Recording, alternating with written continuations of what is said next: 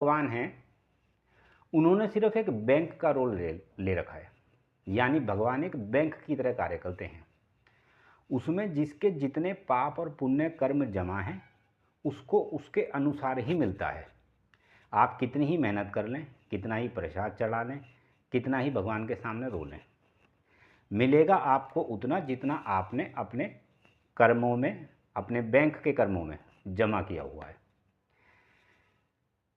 ये उसी तरीके से है जैसे मान लीजिए किसी के बैंक अकाउंट में 10,000 रुपये जमा हैं और वो 10 करोड़ का चेक लेकर बैंक में पहुंच जाता है। चेक बाउंस हो जाता है, वहाँ लड़ाई झगड़ा शुरू कर देता है। बैंक मैनेजर चाहकर भी उसका 10 करोड़ का चेक क्लियर नहीं कर सकता, क्योंकि उसके खाते में 10,000 रुपये जमा है। इसी तरीके से भगवान ने आपके खातों में जितने आपके पाप और पुण्य हैं, उसमें से पाप और पुण्य कर्म दोनों निकाल के आपके इस शरीर की रचना की है। आपको उनके अनुसार ही मिलेगा।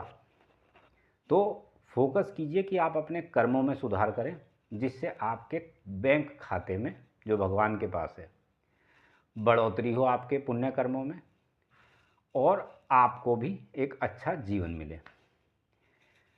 नास्तिकों के मत से अगर आप चलते हैं तो आप सिर्फ विधर्मी बनेंगे, आप पाप आचरण करेंगे। क्योंकि नास्तिकों का जो मत है वो ये है कि भाई खाओ पियो और ऐश करो, एक यही जीवन है, इसके आगे कुछ नहीं है, ना ही कोई भगवान है।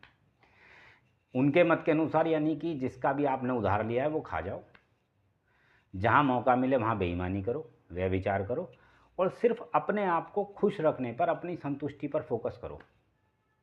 वो एक अलग बात है जब सेम आचरण इन विधर्मियों के साथ, इन नास्तिकों के साथ होता है, तो चाहे कोसने के लिए सही, आते इनको भी भगवान ही याद है। तो इनके मत से ना चलें। भगवान इस दुनिया में हैं, इस सृष्टि को जो चलाते हैं वो भगवान ही चलाते हैं। समस्या सिर्फ इतनी है कि वो आपके जो पाप और पुण्य कर्म हैं उनके अनुसार ही आपको देते हैं। तो अगर आप चाहते हैं कि ये जो जन्म जन्म की कंसिस्टेंट बर्थ हैं उनमें कुछ सुधार हो, अगर मोक्ष ना भी मिले तो आपको अपने कर्मों पर विशेष ध्यान देना होगा। किसी के साथ पाप आचरण ना करें, क्योंकि अंदर भगवान ने अपना एक दूत आत्मा के रूप में बिठा रखा है, जो निरंतर आपकी हर गतिविधि को नोट करता है और उसको लिखता रहता है। चाहे आप अकेले में कुछ करें, चाहे आप भीड़ में कुछ करें, चाहे आप जंगल में कुछ करें, चाहे इवन आप कुछ सोचें, वो नोट कर लेता है और आपके साथ अंतिम में जाता है, आपके मन और आत्मा दोनों के साथ। और वहीं आपकी अगली योनि उन कर्मों के